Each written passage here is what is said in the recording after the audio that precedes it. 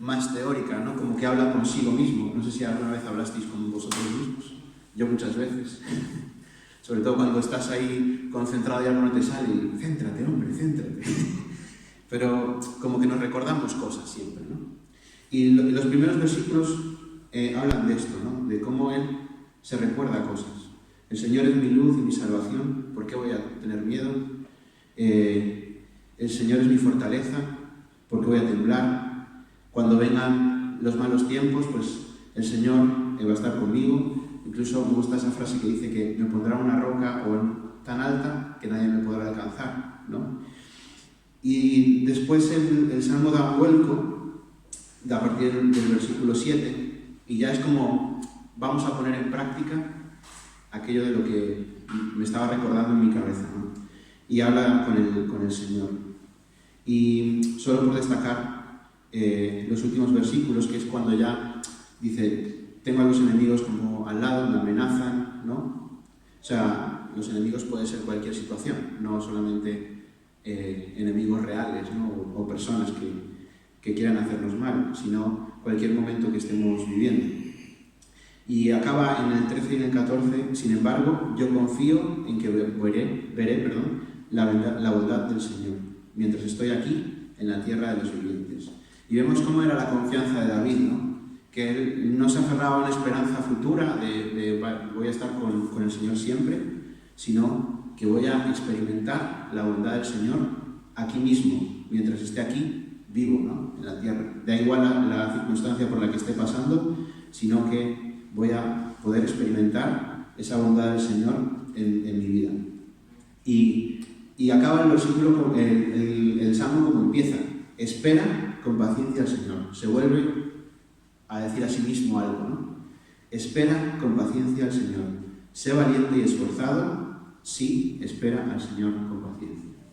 Y la idea de empezar con este Salmo es, tenemos muchos motivos por los cuales venir hoy a alabar a Dios, darle gracias y estar en su presencia, ¿no? Así que, ¿cuáles son tus motivos? Eso ya es personal, piénsalo tú en tu corazón.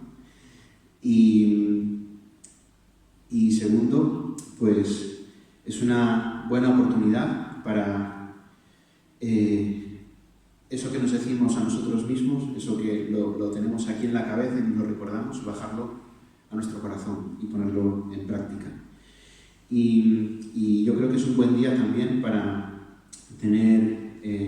hacer nuestros los últimos versículos, que es que vamos a ver la bondad del Señor y que debemos esperar con paciencia al Señor. Así que vamos a orar y ya entramos en el tiempo de alabanza. Señor, te damos gracias un domingo más por permitirnos estar aquí. Gracias, Señor, porque eres bueno con nosotros y gracias porque tú lo demuestras en nuestras vidas, Señor, y también podemos ver esa bondad, Señor, en la vida de nuestros hermanos. Y te pedimos, Señor, que hoy todo eso que conocemos de ti de una forma intelectual podamos hacerlo nuestro, aferrarnos con nuestras manos de la fe, Señor, a todo eso que conocemos de ti para poder aplicarlo en nuestras vidas. Pero también te pedimos que hagas que nuestro corazón pues, se transforme en un corazón agradecido frente a todas estas características que tú nos muestras de ti mismo y que podemos disfrutar desde ya, Señor. Y te pedimos que hoy pues, tengamos esto en mente, que tú eres bueno y que todo lo que pasa en nuestras vidas pues, tiene un propósito, pero también que vamos a poder experimentar tu bondad, Señor, mientras estemos aquí en la tierra. Te pedimos que hoy pues, sea un día de bendición en el que podamos aprender más de ti y que podamos disfrutar de la comunión de unos con otros. En el nombre de Jesús. Amén.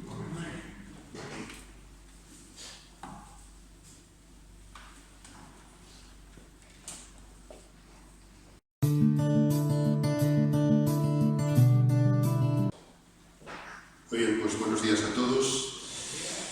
Qué bendición cantar en tu presencia, oh Dios, sitio hay para mí. muchos sitios a veces se nos rechaza, se nos ignora, se nos dice que no hay sitio. Pero qué bendición. Y como decía Matías en su reflexión, me gustó mucho esa frase. Vamos a ponerlo en práctica.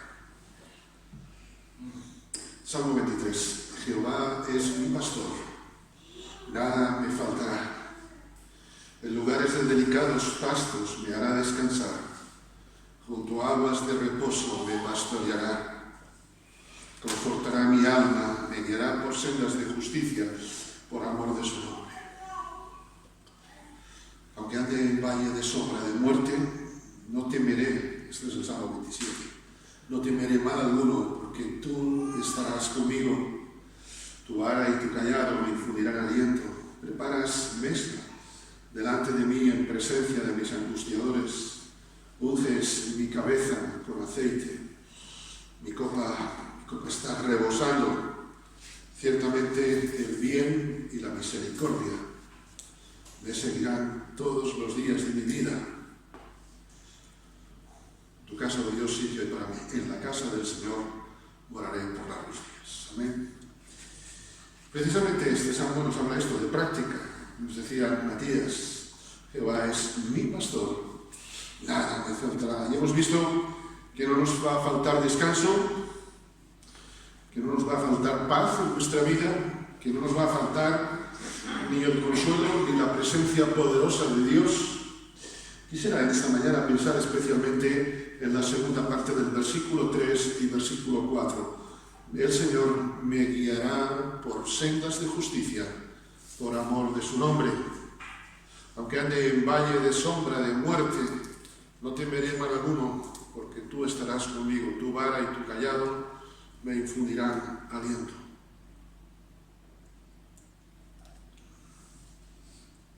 Seguro que todos, más de una vez, hemos tenido que preguntar dónde está un sitio, ¿verdad? Es más, estoy seguro que para llegar aquí las primeras veces os costó, ¿verdad? Hay algunos que todavía nos cuesta, a pesar de los años. A veces hay que preguntar en la vida, menos mal. Hoy se está sustituyendo mucho por los aparatos, el GPS y todo esto, pero aún todavía la gente seguimos preguntando ¿dónde está esto? Y bueno, ya no te quiero contar cuando vas a un centro oficial, ¿dónde está esto? ¿Dónde está lo otro? Que te puedes dar un tour turístico en ascensor de la cuarta a la octava planta y a la tercera, después a la segunda, que eso es otra historia. Todos tenemos que preguntar dónde están las cosas, dónde están los sitios. Y en el plano espiritual también nos encontramos en esa situación. Muchas veces nos encontramos perdidos en un sentido espiritual. Los golpes de la vida nos dejan desorientados. Decisiones que hemos tomado creyendo que eran buenas, después nos dejan bloqueados. ¿Verdad? Esto nos pasa a todos. Enfermedades.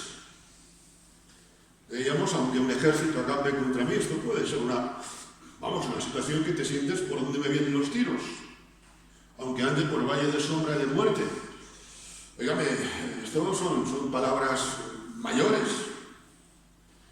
A veces, situaciones que otros provocan nos hacen sentir inseguros, nos hacen sentir desorientados.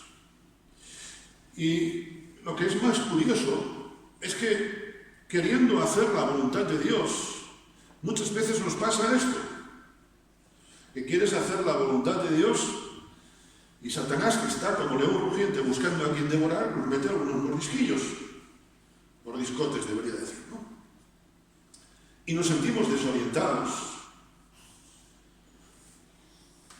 Queremos hacer la voluntad de Dios. Yo creo que esto es, permitidme, el mínimo de cada creyente. Pero nos encontramos desorientados. Hacer la voluntad de Dios significa estar pendiente de la dirección de Dios. No es hacer, yo sé lo que el Señor quiere, entonces yo lo hago a mi manera. Es hacer lo que Dios quiere, como Dios quiere. Pues llego al capítulo 37, y vamos a leerlo varias veces esta mañana, capítulo 37 de Génesis. Una situación que vivió José. José quiso hacer la voluntad de su padre, pero hubo momentos de desorientación. Leo Génesis 37, versículos 12 al 15, en primer lugar. Sus hermanos se fueron a apacentar las ovejas de su padre en Siquem, y dijo Israel a José: tus hermanos apacientan las ovejas, ven y te enviaré a ellos. Y él respondió: heme aquí. Es decir, esta es una expresión: estoy a tu disposición, lo que tú mandes. E Israel le dijo: ve ahora, mira cómo están tus hermanos y cómo están las ovejas, y tráeme la respuesta. Y lo envió del valle de Hebrón, y llegó José a Siquem. Y lo halló un hombre andando errante por el camino, por el campo. Y le preguntó a aquel hombre diciendo: ¿qué buscas? José respondió: busco a mis hermanos. Te ruego que me muestres dónde están apacentando. José tenía una buena relación con su padre, aunque los hermanos no entendiesen esa relación. Sabéis los conflictos que había en el hogar de José. Una cena de familia tenía que ser aquello, vamos, no podían verse, era peor que los cuñados, ¿no? Como se suele decir. No tengo nada, gracias a Dios, contra los dos cuñados, el que tuve y el que sigo teniendo. Pero,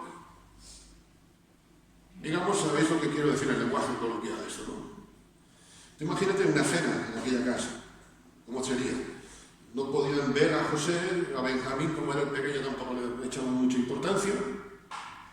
Pero José tenía una buena relación con su padre, aunque sus hermanos no la entendiesen. Muchos no entenderán tu relación con Dios. Muchos de nuestro entorno más próximo, familiar e incluso espiritual, puede que a veces no entiendan cómo es mi relación con el Señor. A veces lo primero que te sueltan es, sobre todo si no son creyentes, es siempre estás con el tema de la religión. No es una cuestión de religión, es una cuestión de relación con Dios. Pero muchos entienden nuestra relación con Dios y como a los hermanos, o mejor dicho, como los hermanos de José, criticar, nos van a criticar, porque no entienden por qué Dios nos bendice o por qué Dios nos prueba. Porque las pruebas de Dios son bendición también. Aunque no nos parezcan. A veces no vienen las bendiciones de Dios no siempre vienen en el formato que nos gustaría. Pero la prueba es una bendición de Dios porque Él está haciendo su obra de perfeccionamiento en nosotros.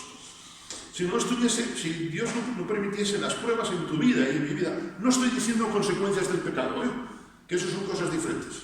La paga del pecado es muerte. Yo cuando peco tengo que pagar eso. Otra cosa es una prueba que es diferente. Caso de Job. Pero, ¿me entendéis? No van a entender. Recuerdo una hermana ya con el Señor que pasó varias desgracias en su familia y me contaba esta querida hermana, ¿sabes lo que me dicen los vecinos en una aldea? Que desde que estamos siguiendo a Dios nos vienen todos los problemas. Y si yo les digo, menos mal que tengo a Dios, aún teniendo todos estos problemas. ¿Cómo vemos las pruebas? Las pruebas también son parte, permitidme, del pack de las bendiciones de Dios. Muchos no entienden tu relación con Dios, pero no te preocupes, que esto le pasó también a José con su padre. Y su padre le dice en el versículo 14, o versículo 13, le dijo: tus hermanos apacientan, ven y te enviaré a ellos. Y él les dijo, heme aquí. Y fijaros la disposición de José. Sabe que va a tener un cometido, pero no sabe cuál es el cometido. Nunca esperes que Dios muestre la voluntad suya a tu vida si antes no hay disposición. Yo no me imagino trabajar en una empresa donde el jefe me diga: Jonathan, venga, tengo un trabajo para usted. Y yo primero le diga: mire, señor jefe, dígame primero cuál es el trabajo y ya después le digo yo si se lo hago. Vamos. tengo menos futuro en esa empresa que un pastel en la puerta de un colegio a la hora de la salida, ¿verdad? ¿Sí o no? Y a veces queremos, bueno, a ver qué es lo que quiere Dios para mi vida. Lo primero que Dios quiere para tu vida, para mi vida, para poder conducirme, es disposición. Heme aquí. Su padre le dijo, ven y te enviaré. No dice te enviaré, no, primero tienes que venir a mí, primero tienes que escucharme. Y a veces queremos que Dios nos muestre sus propósitos sin antes tener una relación con Dios. A veces queremos, permitidme, ser bendición, y esto lo discutiremos después un poco, queremos ser bendición sin antes tener la fuente de la bendición. No somos fuente de nada, somos, en todo caso, río. El río es el que lleva, el cauce es el que lleva. José responde, y tenía una buena relación. No le dijo, padre, Jacob, Israel, mira, primero dime por qué con esos hermanos. Él le dijo, heme aquí. ¿Sabes? Dios no puede guiarte si no hay disposición en tu corazón. Y se lo digo a un tal Jonathan también. Dios no nos puede guiar si antes no hay disposición. Porque la voluntad de Dios siempre es agradable y perfecta. Dios no quiere nada malo para mí, lo cual no significa que no vaya a pasar malos momentos. José respondió, heme aquí. Y para mí ha sido muy ilustrativo este texto, pensando precisamente eso, me guiará por sendas de justicia. Porque me recuerda este heme aquí también a Abraham. Perdón. ¿Recordáis a Abraham cuando Dios le dice de ofrecer a su hijo Isaac en el monte Moria? ¿Qué le hizo primero antes de decirle lo que quería? Abraham. Y Abraham respondió, heme aquí. Lo que le vino después fue gordo. ¿Sabes? Dios no te va a mandar, Dios no va a permitir grandes empresas en nuestra vida si no empezamos por el escalón de la humillación, de la disposición delante de Él. Ay, es que no sé lo que el Señor quiere para mi vida. Lo que primero el Señor quiere es un corazón contrito y humillado, un corazón dispuesto a Él. No podemos hacer pequeñas ni grandes cosas para Dios si no hay disposición. Lo que le pidió el Señor a Abraham después fue grande, pero como él había una disposición total, pudo llevarlo a cabo. Bien sabemos la historia del final, ¿verdad? Y me recuerda también a un muchacho. De niños, todos en la escuela dominical se nos ponía como ejemplo, a ver si cuando seáis todos como este, como Samuel. No, como Caín no haya ningún mal pensado, a eso no se nos decía nunca. Pero todos se nos decía, a ver si eres como Samuel. ¿Sabes? Tengo unos cuantos años más y quisiera seguir siendo como Samuel. Que aunque a veces no distingas bien la voz de Dios, haya en Samuel, en mi corazón, como el de Samuel, un heme aquí, Señor. Primero se lo dice a Elí. Y Elí le dice, mira, esa disposición que tienes conmigo, tenla con el Señor. El apóstol Pablo, siglos más tarde, diría, sed imitadores de mí, así como yo soy de Cristo. Este fue el ejemplo de Elí. Hermanos, no puede haber disposición, no puede haber encomienda de Dios, no puede haber misión en nuestra vida si antes no hay disposición. Y no, aquí no es cuestión de edades, es cuestión de corazón. Y un último ejemplo, simplemente lo cito, recordamos al profeta Isaías. El profeta Isaías también respondió, heme aquí. Si quieres que haya guía de Dios en tu vida, lo primero que tienes que hacer no es buscar la guía, sino buscar al Dios que es el que guía. A veces pensamos, hoy voy a orar por esto, por esto. Mira, si lo primero que el objetivo tuyo de la oración es pedir, agradecer, interceder. Pero si el objetivo tuyo no es, si mi objetivo no es el Señor, entonces no estoy disponiendo, estoy pidiendo. Y al corazón contrito y humillado es el que escucha al Señor. Dios nos envía, como envió Jacob a su hijo, como envió Israel a su hijo. Dios nos envía a ser bendición a aquellos que son cercanos a nosotros, que seguramente serán la principal oposición que nos vamos a encontrar. ¿Recordáis? En uno de los milagros de Jesús, uno quería predicar y Jesús, ¿qué le dijo? Vete a tu casa y cuenta a los tuyos. A veces queremos ir hasta lo último de la tierra en vez de empezar por Judea y por Samaria. Y pensamos en grandes obras y no sé qué. Está muy bien, óigame. Y si el Señor nos llama, como se decía antiguamente, a la Conchinchina, pues a la gloria a Dios por ello. Pero empieza por tu Jerusalén, por tu Judea, por tu Samaria. Lamento decir que también a veces respondemos como Jonás. Sabemos cuál es la voluntad de Dios. Dígame, es que escucharla, a mí me encantaría escuchar la voz de Dios con la claridad que Jonás la recibió. Y tengo que confesar que a veces también hago como Jonás, doy la espalda a Dios. Muchas veces queremos saber qué desea Dios cuando olvidamos que lo primero que Él espera no es darnos información, sino lo primero que Dios espera es disponer nuestro corazón. No se trata de no se trata de dar bendición, porque eso nos daría autoridad. Si somos algo, somos siervos, autoridad es el Señor.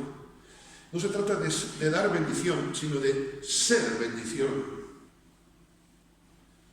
¿Recordáis ese versículo muy conocido? Si el Señor no construye la casa, en vano se afanan sus constructores.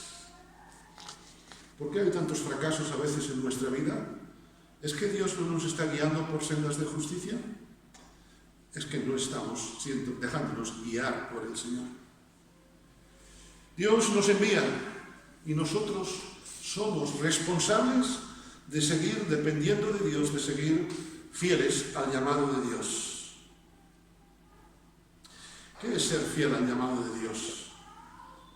No pretendo dar una definición, ni mucho menos, sino algo práctico. Como decía Matías, vamos a ponerlo en práctica. Ser fieles al llamado de Dios es ser conscientes de que habrá momentos en que nos sentiremos bien vulnerables, como José, nos sentiremos desorientados como José, nos sentiremos incluso, permitidme la expresión, que estamos dando vueltas al mismo círculo. Ser fiel al llamado de Dios es depender de Dios antes que de nuestras circunstancias. Es que no puedo porque tengo esto, es que no puedo porque tengo lo otro. Jeremías dice, Señor, es que no sé hablar. Moisés también. El Jeremías le dice, Señor, es que soy muy joven, no digas que soy joven. Moisés dice, yo no sé hablar. Señor, es que tengo esta dolencia física. Señor, es que tengo estos años. Dios mira tu corazón, mi corazón. Hace unos años, hace ya por lo menos unos 15 años de esto, recuerdo, hubo la nueva directiva de la Unión Bautista que salió entonces, y en la revista que entonces se editaba en papel, el Eco, se sigue haciendo en digital, recuerdo que se preguntó a varios hermanos un consejo para la nueva junta. El pastor David Dixon, el decano de nuestra facultad, que lo hemos tenido por Zoom hace unos meses, recuerdo que dijo una frase en la revista que a mí me ha quedado patente. El consejo que les doy es que se sientan inseguros. Porque cuando tú te sientes inseguro, buscas a Dios. Porque cuando tú te sientes inseguro de ti, buscas la seguridad en el Señor. Y han pasado, no sé, 15 años, recuerdo esta revista del Eco, y para mí esa frase, os lo digo, en el tema personal, como siervo de Dios, con muchas limitaciones y miles de defectos, para mí sigue siendo, permitidme la expresión, un lema, que me sienta yo inseguro de mí.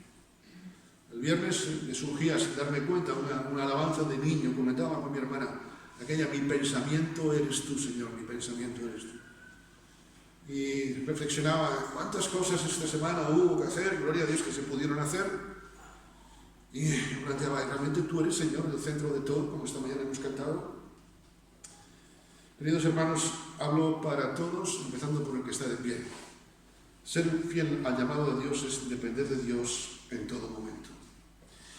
Y lo halló, dice el versículo 15 de nuestro texto de Génesis 37, lo halló un hombre andando él errante por el campo. Yo no sé cómo se anda errante. Creo que no hay un paso diferente, ¿verdad? Veo cuando una persona va caminando, va corriendo, va con más o menos prisa, cojeando, pero yo no he visto nunca un paso de errante. ¿Sabes? El hombre aquel tuvo compasión de José. Habría tantas personas, pero este hombre, solamente este hombre, fue el que le dijo a José: ¿qué buscas? José respondió: busco a mis hermanos. Y entonces el hombre le dijo: oí decir, Dios nos ha puesto para ser guías, para guiar a otros y que otros tomen sus decisiones. ¿No te ha pasado alguna vez que una persona te pregunta? Yo recuerdo una vez mi hermana que le dice: tú ahora sales de casa con el coche, tiras a la izquierda y ya sales. Efectivamente, ellos cogieron el coche y salieron a la derecha. El concepto es el concepto. Entendedme, a veces hay personas que no te van a hacer caso. En este caso era una cosa muy doméstica. Nuestra misión es ir a predicar el Evangelio, compartir el Evangelio. Y los demás irán a Dotán o no irán. Pero mi desafío es ser como este hombre anónimo. Y me encantan, en la Biblia tiene muchísimas personas anónimas. Me encanta este hombre anónimo. Para mí es uno de mis, permitidme, no sé si decir mis héroes, pero es de las personas que más me encantan.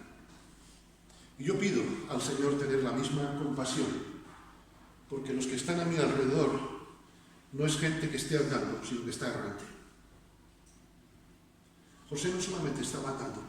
Habría muchas personas, pero aquel hombre anónimo, que seguramente encontraremos en el cielo, que no sabemos cómo se llamaba, pero mira, que han pasado los 3000 y pico de años, todavía su testimonio a mí me sigue desafiando.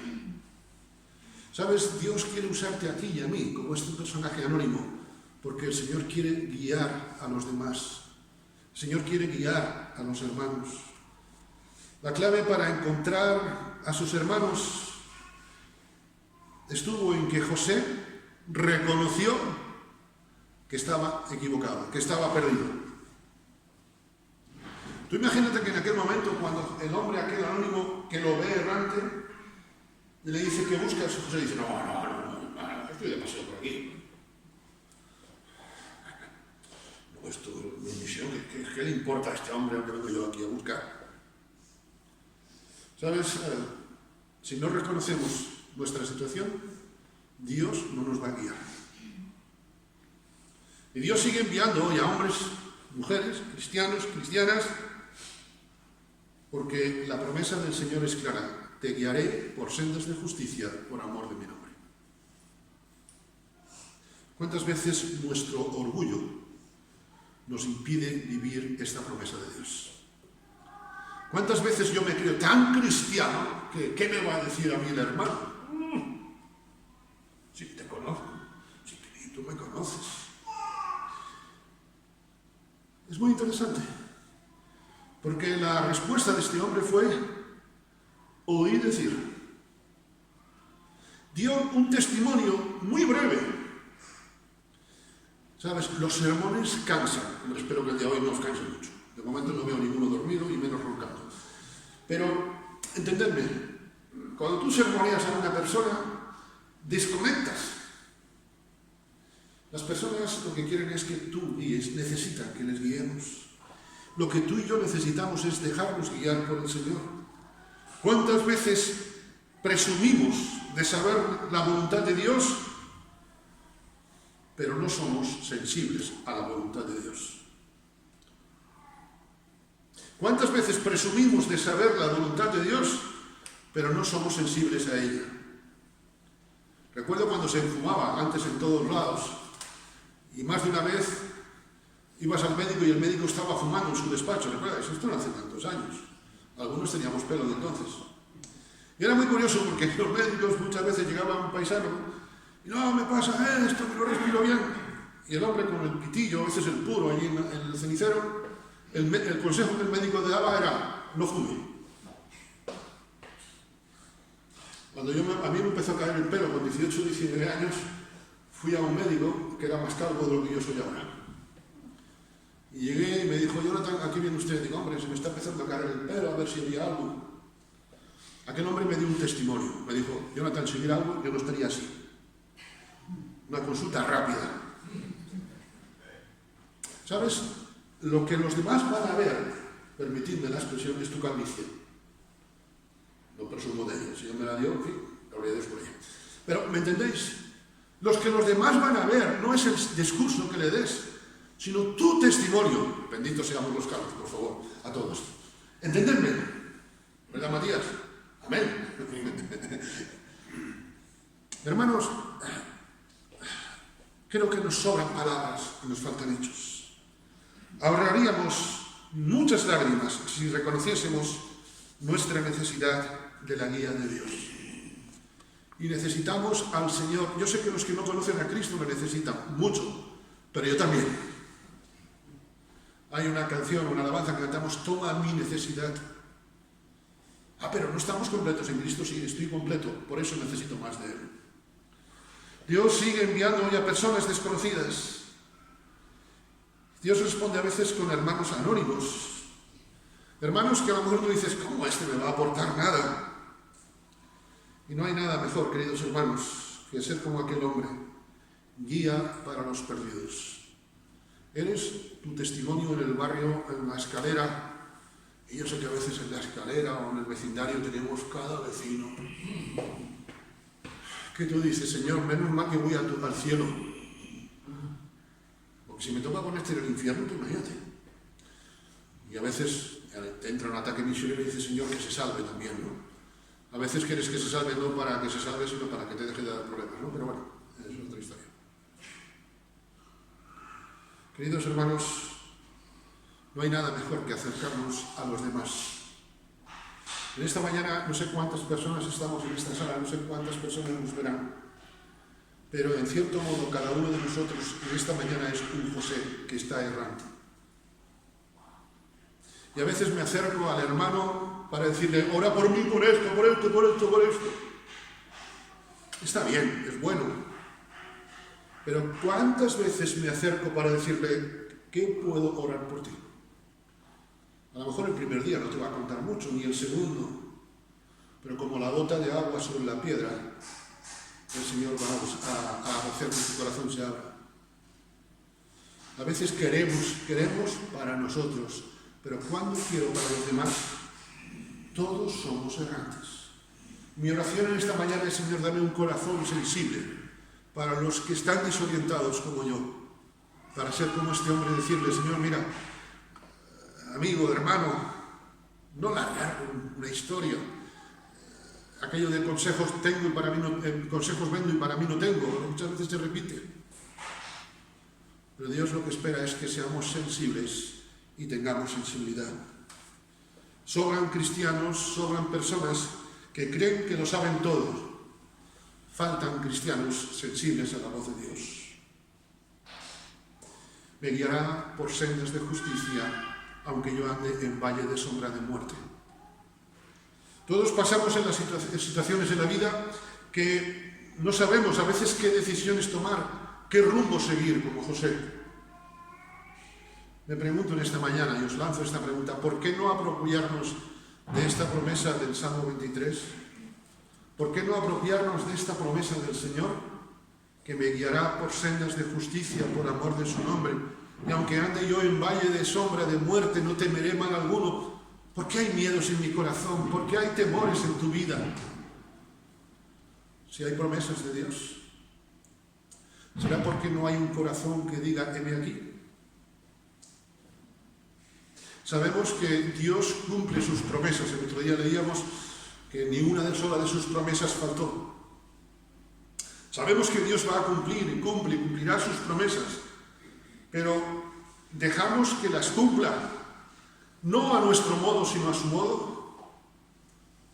Porque a veces nos inventamos promesas de Dios cuando Dios nos está respondiendo de otra manera. Porque la principal promesa que yo tengo que apropiarme en mi vida es, Señor, tu voluntad sea hecha en mi vida.